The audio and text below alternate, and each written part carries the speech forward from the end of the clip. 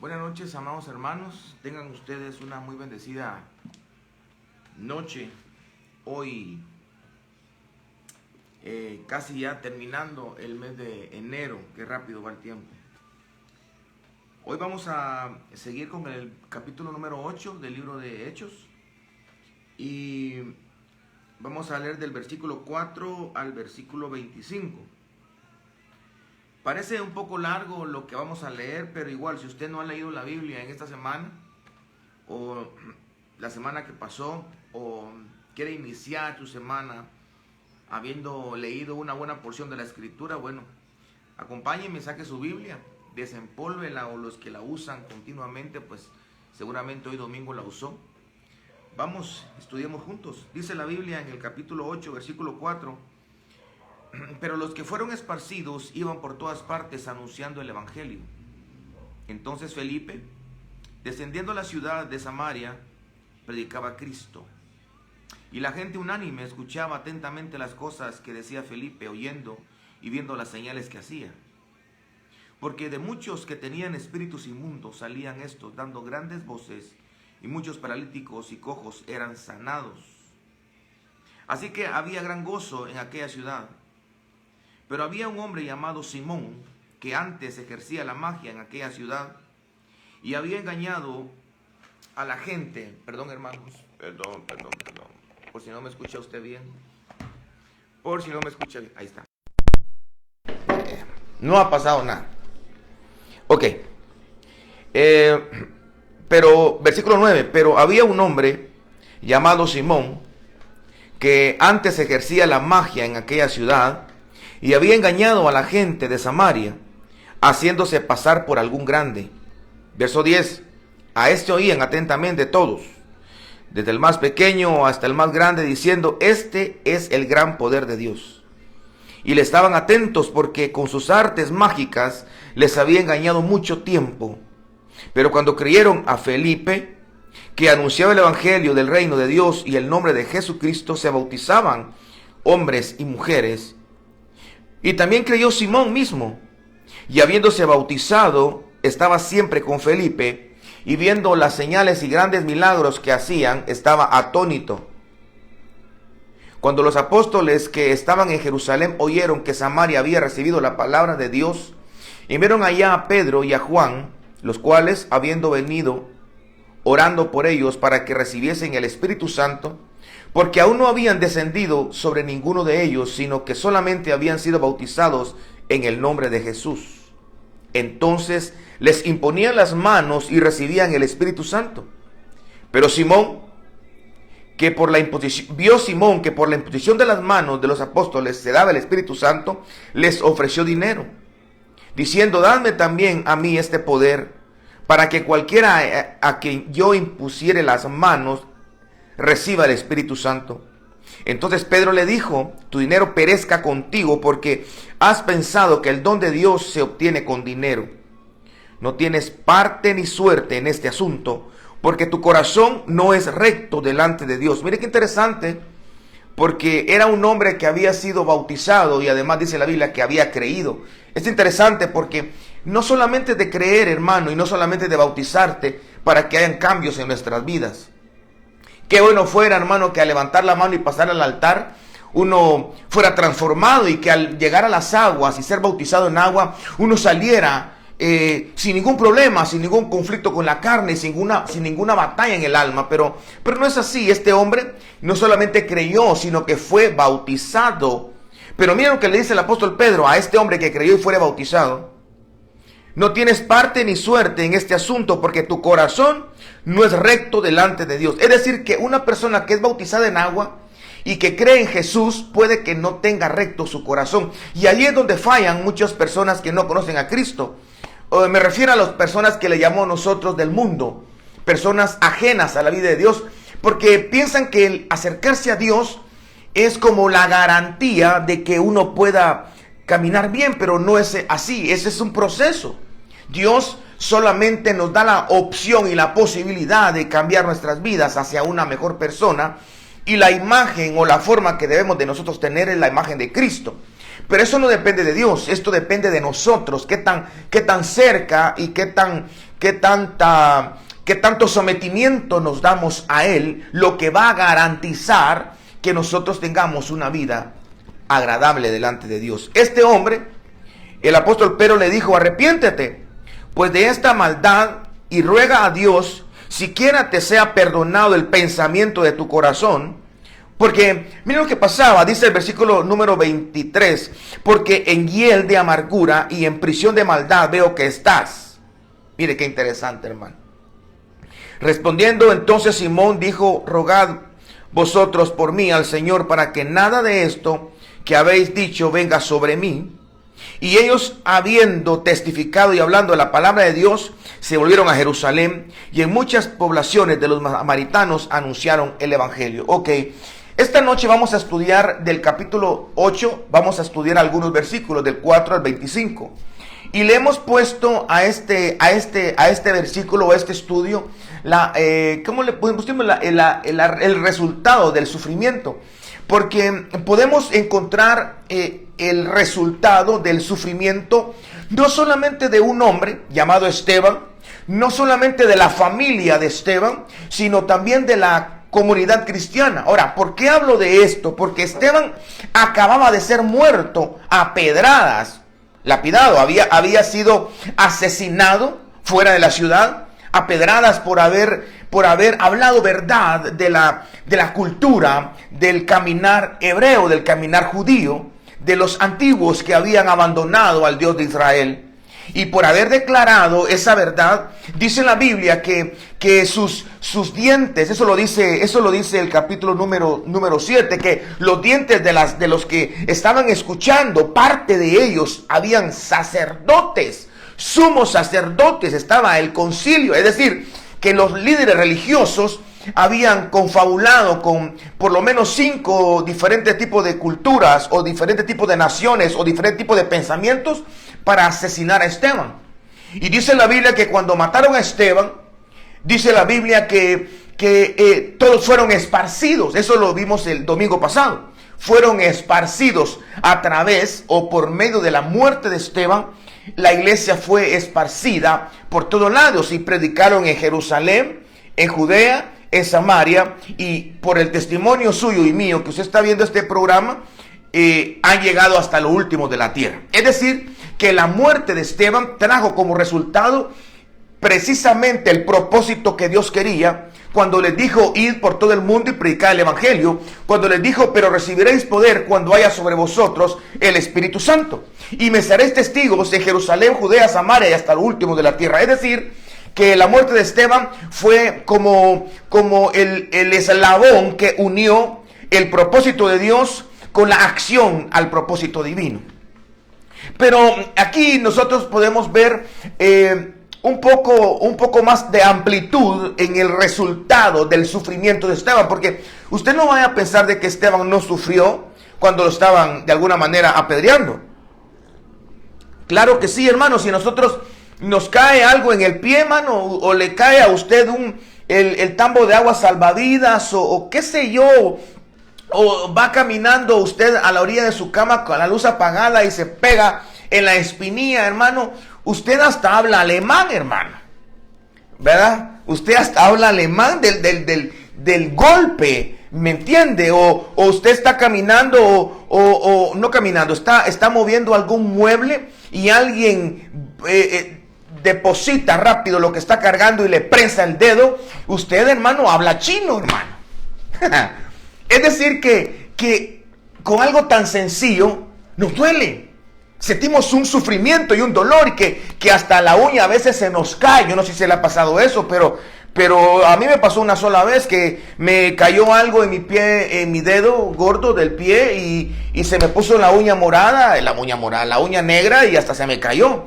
Pero ¿qué tiene que ver esto con el tema? Mucho, porque Esteban sufrió cuando lo estaban apedreando. Esteban sufrió cuando lo estaban acusando injustamente, porque si usted ha llevado la línea de lo que hemos estudiado, a Esteban lo estaban acusando de haber hablado mal contra Dios, contra la ley, contra Moisés. Era injusto. Él estaba sanando, él estaba liberando, él estaba salvando a las personas.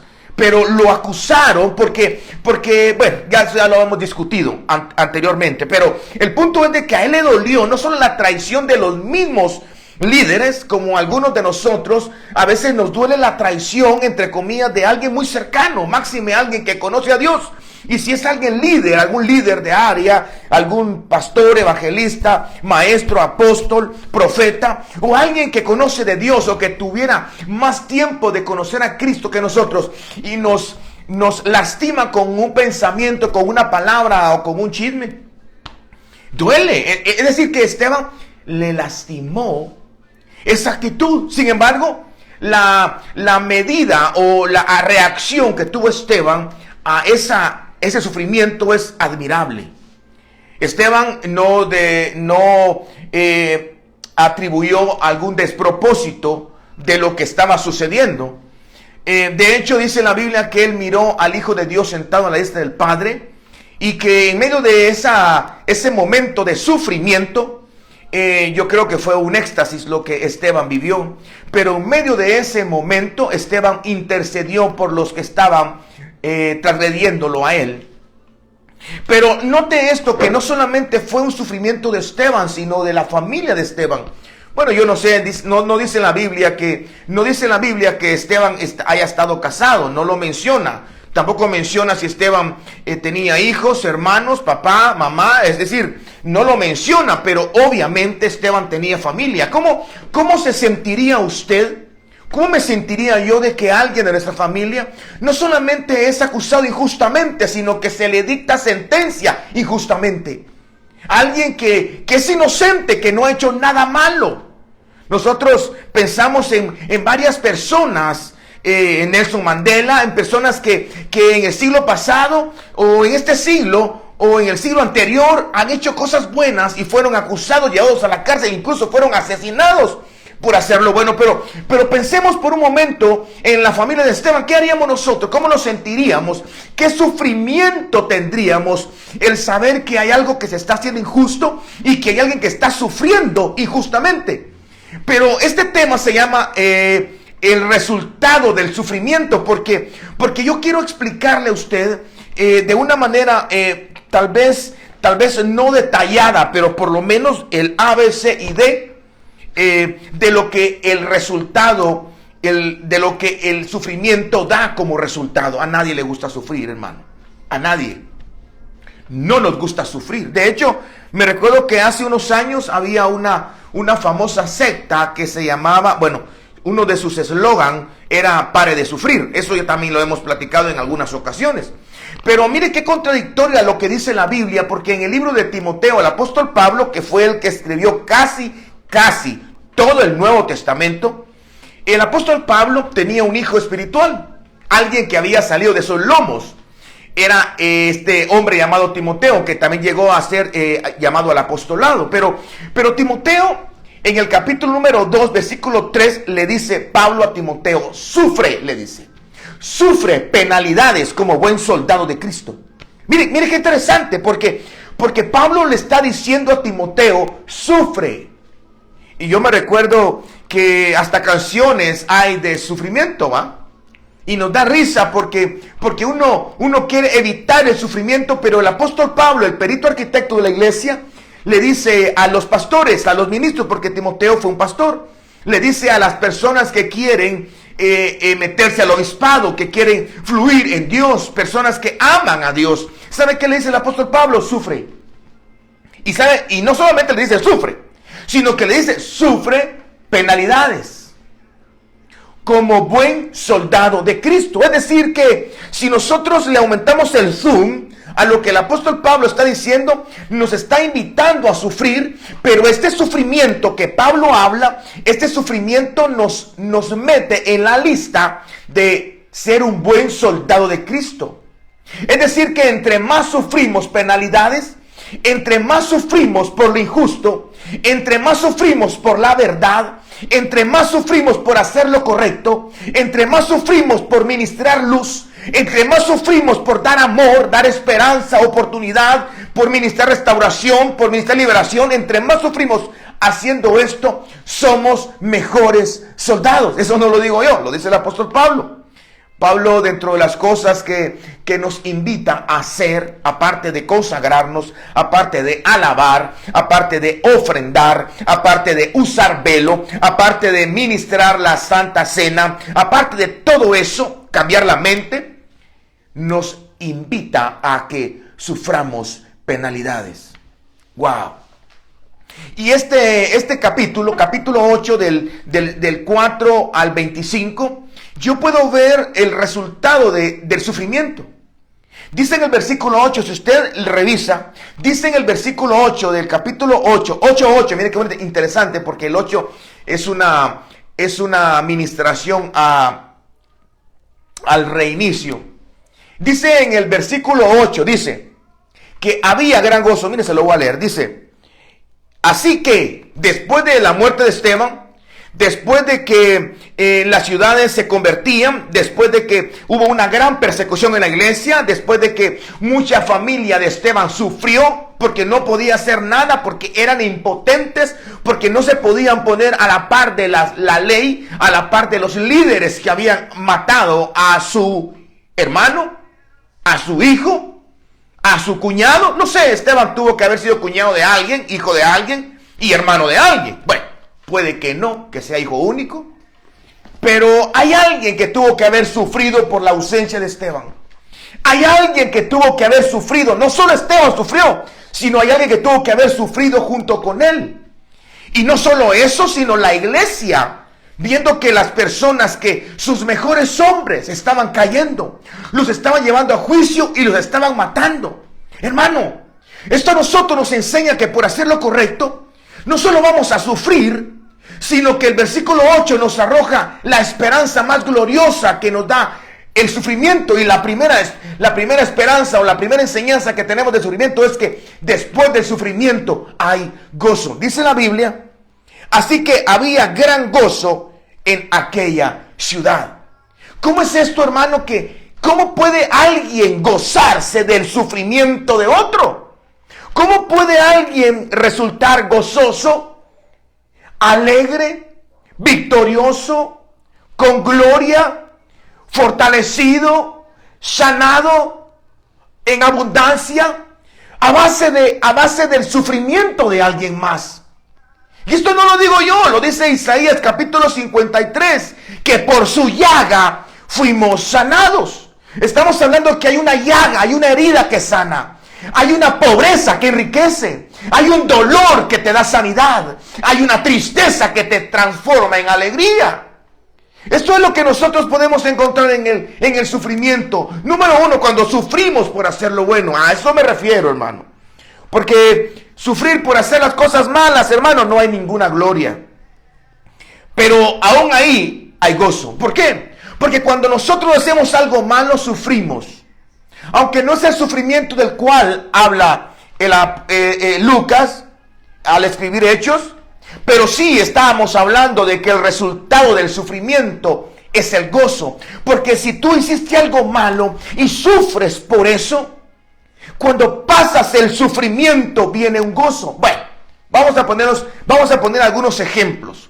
Alguien está acostumbrado a cada fin de semana echarse sus tapis, sus traguitos, ir de fiesta en fiesta, pero de repente, por ir así algo mareadón, tiene un accidente en su vehículo, o se cae y se lastima y termina en el bote, termina en la cárcel, porque lastimó a alguien. Ok, él va a sufrir porque el trabajo se lo cortan.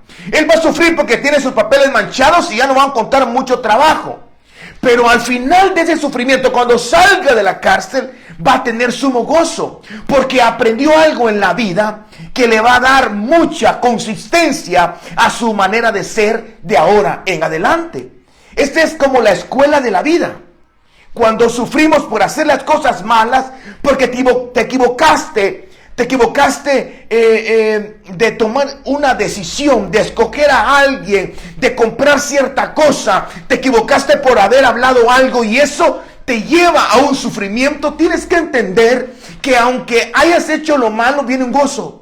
Porque Dios dice en la Biblia que a los hijos los disciplina, a los bastardos los deja por un lado. Pero si estás sufriendo por alguna disciplina, porque algo no hiciste bien y veniste a tratar o a intentar arreglar las cosas a base de tu fuerza, estás mal.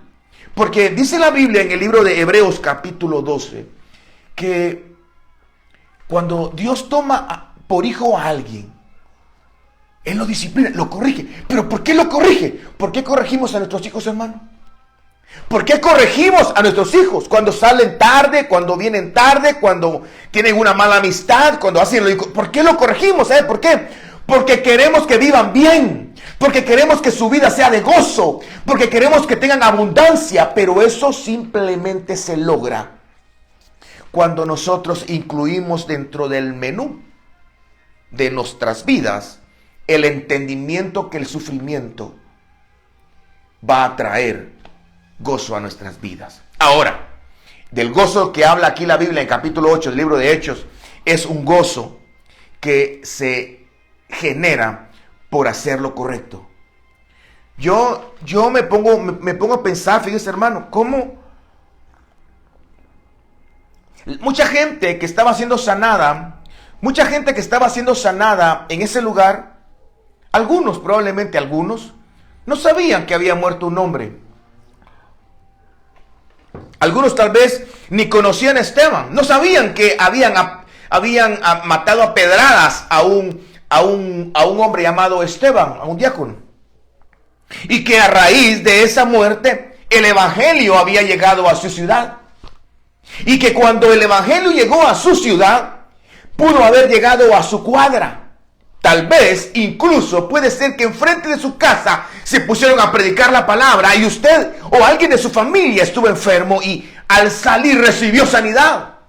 Pero esa persona, ese favor, no sabe, esa persona no conoce, no entiende que ese gozo que ella va a tener por el favor divino es el producto del sufrimiento de alguien. ¿Acaso no es difícil? ¿No es difícil entrar a un hospital con mucho dolor en el brazo y salir restaurado? ¿Acaso no es difícil, hermano, tener una molestia y resultar en una operación y después a los 2-3 meses reírse de la operación? ¡Qué gran gozo! Pero ese gozo fue esculpido por un hombre o una mujer que estudió 6 años medicina, que se limitó a salir a la calle, que se limitó a estudiar por las noches y trabajaba como mi papá. Mi papá, él era médico, él era maestro y él trabajaba dando clases y por las noches, en las madrugadas estudiaba medicina y él se limitó muchas veces a muchas cosas. Tenía dinero, pero lo invertía en su estudio. Había un sufrimiento. Ya estaba mi mamá y mi hermanita. Bueno, no es hermanita, es mi hermana más grande, pero en ese tiempo era chiquita, por eso le digo mi hermanita. ¿Y qué es lo que le quiero decir? Mi papá ha ayudado a que muchos niños vengan aquí a la tierra. O sea, él ha tenido la oportunidad de estar en el parto de muchas mujeres y cuando agarran al niño se ponen gozosas y lo tiran así. No lo tiran así. Pues se pone gozosa con el niño, hermano. ¿Qué mujer no se va a poner contenta cuando ya nace el bebé? ¿Qué mujer no se va a poner contenta cuando le nace el arrugado, el blanquito, el morenito, el colocho, el pelón, qué sé yo? Todas. Pero no saben de que ese gozo de ellas está esculpido, ha sido formado, ha sido levantado en base del sufrimiento de un hombre. Dando el ejemplo de mi padre. Pero en su vida hay mucha gente que usted hace feliz. Hay mucha gente que usted puede transmitirle alegría. Mucha gente con una palabra, con una actitud, con un abrazo, con un Dios te bendiga, hijo, Dios te bendiga, mi hija. Puede transmitirle, usted no se imagina el poder que usted tiene y que Dios le ha concedido. Lo que pasa es que usted menosprecia lo que Dios le ha dado. Pero si usted mañana se levanta con una actitud de poder dar gozo a las personas, no estoy diciendo que compre chistes ni que estudie el libro de velorio. No, le estoy diciendo que con el Espíritu y en virtud de lo que usted ha experimentado pueda dar, pueda transmitir de ese sufrimiento. Haga que valga la pena el sufrimiento de su vida, hermano. Mire, yo igual que usted, bueno, mejor usted igual que yo, hemos sufrido mucho, hermano. A veces uno dice, algunos han sufrido más que otros, pero el sufrimiento de alguien es el sufrimiento de alguien. Yo no le puedo decir, a mí me metieron una bala en mi mano y a usted tiene un alfiler y mi dolor es más grande. No, su dolor es su dolor y a usted le duele ese alfiler. O viceversa, como decía la Chilindrina, que usted tiene una bala metida o se le la atravesaron y yo un alfiler, pero al final hagamos que valga la pena el sufrimiento. Hagamos que valga la pena las experiencias tan dolorosas que nosotros hemos vivido. Hagamos que valga la pena el dolor, las tristezas, las lágrimas. Y ministremos gozo, ministremos fortaleza, ministremos esperanza a las personas. Y no le estoy hablando que hagamos como las del payaso. Usted llora, pero delante de la gente se ríe. Eso no es lo que está hablando la Biblia. La Biblia está hablando de esa paz y de ese gozo que el mundo no puede dar. Hasta hay un canto que dice, ese gozo que yo siento en mi alma. Usted ya sabe el resto. Pero qué felicidad. ¿Pero de dónde viene el gozo nuestro? ¿De dónde viene cuando estamos danzando, cuando estamos cantando, cuando estamos levantando nuestras manos, cuando estamos nosotros gritando gloria a Dios, aleluya? ¿De dónde viene ese gozo, esa alegría que nosotros como cristianos profesamos en nuestra vida? Viene del sufrimiento de alguien llamado Jesús, Jesucristo, el Mesías. Ok, el resultado del sufrimiento es el gozo. Y según este contexto bíblico,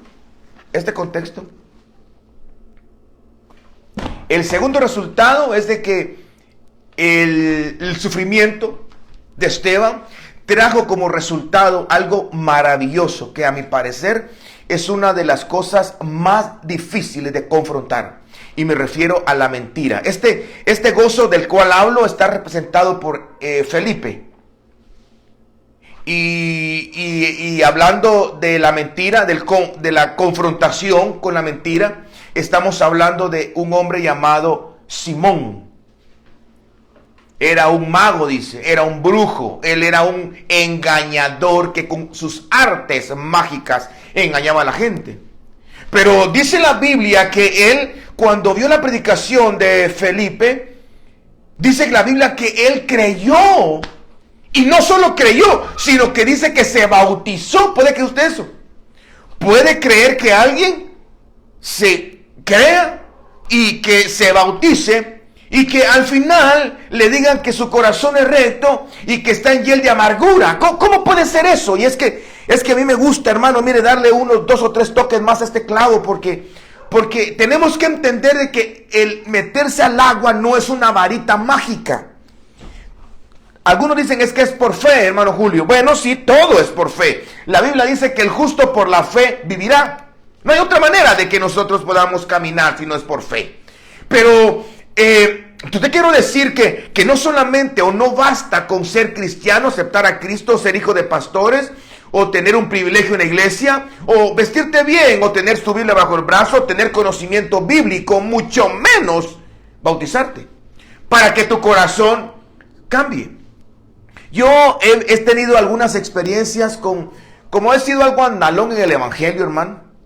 O sea, conozco a varios ministros y conozco a varias iglesias. Conozco a algunas personas. Algunos de ellos me han dicho, hermano, fíjese que yo quiero que su predicación, cuando me han invitado a algunos lugares, cuando me invitaban, cuando yo quiero que me lo acompañe fulano, no tenga pena del hermano. Oye, hermano Julio, no tenga pena, el hermano ya es bautizado, dice. Yo me quedaba así como que, ¿qué me quiso decir, va? No tenga pena, la hermana es bautizada. Como quien dice, ella no va a pecar. No tenga pena de la hermana o del hermano porque ya es bautizado, ya es un verdadero cristiano. No, hermano, no. Ahora, yo lo estoy diciendo. No, hermano, yo no lo estoy diciendo. Eso lo dice la Biblia. Lea, dice en el versículo número 13 del capítulo 8 de Hechos, dice, y también creyó Simón mismo, y habiéndose bautizado estaba siempre con Felipe. Es decir, que este hombre estaba con Felipe a la par de él, ya había creído y estaba bautizado, pero a su corazón aún habían tinieblas. Eso no lo digo yo, esto aquí lo dice, mire hermano. No tienes ni parte ni suerte en este asunto porque tu corazón no es recto delante de Dios. Arrepiéntete, le dijo.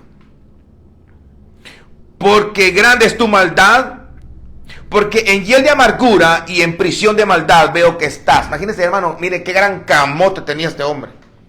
Ya una persona creyente y una persona bautizada. Yo sé que usted está diciéndome ahorita, seguramente, hermano Julio, él creyó, es un falso creyente, es un pseudo creyente, o un creyenoide, como usted lo quiera llamar. No es original, es una copia. O puede usted decir, bueno, este hombre se bautizó, pero no se bautizó con el entendimiento que era. Hermano,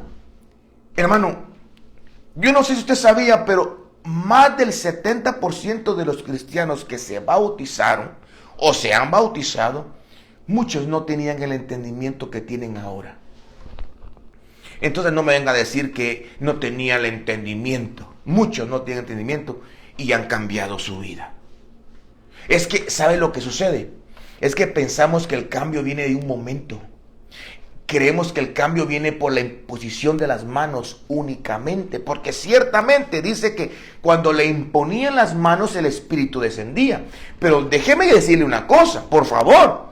El Espíritu Santo no desciende sobre cualquier persona.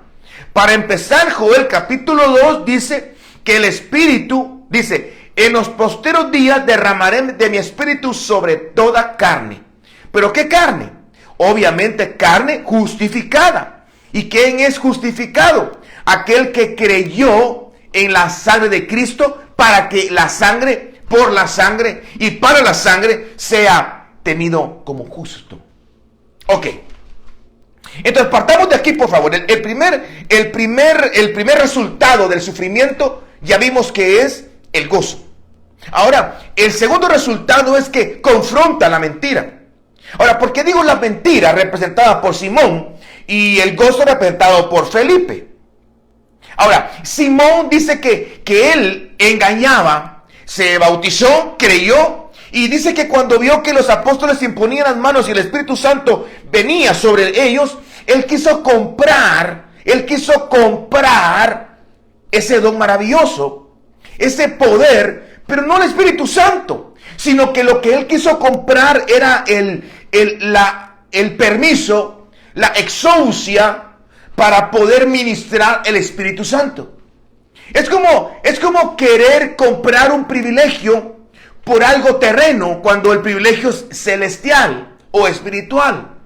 Esto desagradó a tal punto al apóstol que el apóstol lo evidenció, lo oculto. Por eso le digo que el sufrimiento, cuando uno sufre, tiene dos opciones.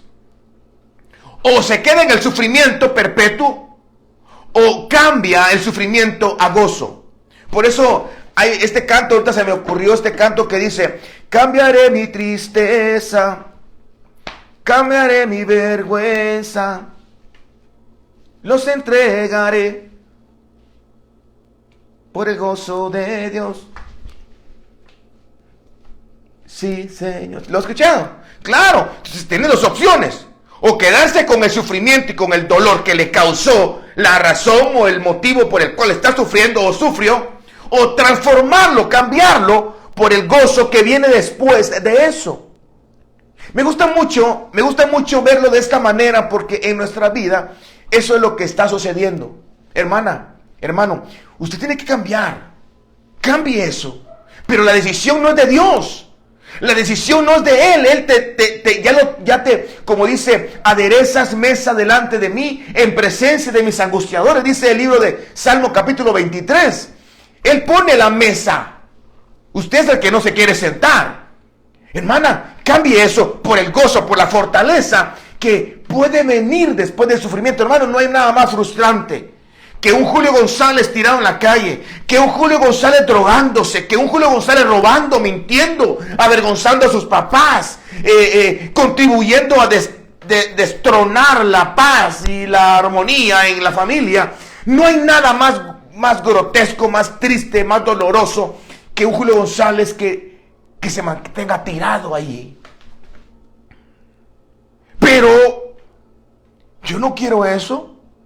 Ahora, eso va a dar resultado de gozo, fortaleza, porque la razón por la cual sufrí, eso es lo que me va a alimentar, me va a dar la luz para no volver a caer en el mismo lugar. 2, la mentira. El sufrimiento evidencia lo mentiroso que somos, la mentira que tenemos dentro. Hermanos, ¿cuántas mentiras nosotros hacemos o decimos o pensamos? Ay, hermanos, yo me puse a orar hace unos días respecto a esto de la mentira, y yo me doy cuenta cómo somos tan necesitados de Dios. Fíjese que solo la semana pasada yo vi a 3 hermanos con motos que pasan semáforos en rojo. Sí. Y no digo nombre para que no digan, me la está tirando. No se la estoy tirando.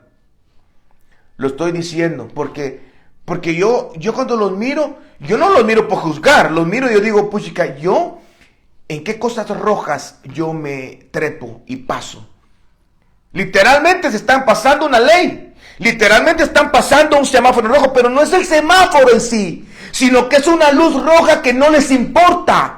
Y Julio González tiene que saber que hay luces rojas que debo de obedecer y debo de acatar, porque si paso una luz roja me voy a chocar otra vez.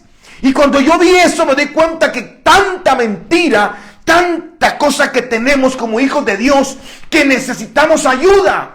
Pero esa ayuda ya vino, esa ayuda no le podemos decir como una hermana que, ay, Señor, ayúdame, Señor, ayuda, ya te ayudó, Él ya hizo todo. La decisión es tuya. ¿Qué vas a hacer? ¿Vas a volver a ver otra luz roja y vas a pasar como que fuera verde? No es una luz, no es un semáforo, no es una calle. Es la vida la que te dice luz roja en la fe, luz roja en tu vida cristiana, luz roja en tu matrimonio, en tu integridad como mujer, como hombre. 2 resultados de sufrimiento. 1, el gozo. Y 2, la mentira. Nadie sabía lo que había en el corazón de este Simón. Él se sumergió en las aguas y aceptó a Cristo. Y estaba a la par de este Felipe. Y al ver a Felipe sanando, liberando, restaurando, vieron al otro. Dijeron que este ha de ser igual, pero el sufrimiento, lo que venía anteriormente, fue lo que evidenció que este hombre mostrara lo que realmente era, lo que había en su corazón. Hermano, es mejor que nosotros voluntariamente vayamos al altar del Señor y le postremos y le entreguemos lo que realmente somos. Una de las cosas muy lindas, hay una persona muy linda que le acabo de decir yo hace poco, ahorita, hace unos minutos antes del programa, que yo quería hablar con Dios. Le dije, hablar con Dios, poner en mi teléfono, pongo música romántica cristiana, hermano. Le digo romántica porque es música tranquila, es música de adoración. Como no sabe, le explico de esa manera. Y le digo, y me pongo a hablar con Dios, con ese fondo. Y lo bonito y lo que me agrada es que puedo ser como soy. Yo no tengo por qué ocultarle a él nada, y no debo de ocultarle, y la verdad es que no puedo ocultarle nada. Entonces, eso haz tú también, tal como eres. No hagas como otros o como yo en algún momento. Señor, hiciste algo malo que sabes que está malo y sabes que dices, Señor, tú sabes mi corazón, Señor, tú sabes que te amo, dice. Aló, No se oye. Señor, yo sé que eso está malo, pero tú conoces mi corazón. Tú conoces. No, pues él dijera, yo sí lo conozco, tú no lo conoces. Yo sí conozco tu corazón. Porque te quieres engañar tú mismo. Te quieres engañar tú misma. Mejor venir con él y decirle, Señor, la verdad que soy una podrida llaga. Y lo único bueno que tengo eres tú en mi vida. Y si tú estás conmigo, todo lo demás, como dice el libro de Isaías, hasta que el desierto se convierta en un bosque y el bosque se convierte en un campo fértil. Ábrase la tierra y produzca salud. Bueno, vamos a dejarlo acá esta noche. Quiero invitarte a que el próximo domingo 30, estés con nosotros para terminar el estudio de Hechos. Bueno, estudio de Hechos. Terminar el capítulo 8. Y vamos a estudiar del versículo número 26 al 40. Capítulo 8 del 26 al 40. El próximo domingo estudiamos la última parte del capítulo 8 del libro de Hechos de los Apóstoles. Esta es una enseñanza maravillosa la que viene. Ya vi cuál es, Felipe y el etíope. Muy bonita. Que Dios te bendiga. Bendiciones a ti que nos estuviste con nosotros. Y recuerda, no, como un buen soldado de Cristo, sufre penalidades. Así le dijeron a Timoteo, sufre penalidades. Y el que sufre penalidades por hacer lo correcto, se le cataloga como un buen soldado de Cristo. Tu hermano Julio González, espero que bendiga tu vida estos estudios y no dejes de vernos, estar con nosotros estudiando juntos. Que tengas una maravillosa y preciosa semana. Que Dios te bendiga, hermana Jenny. Bendiciones.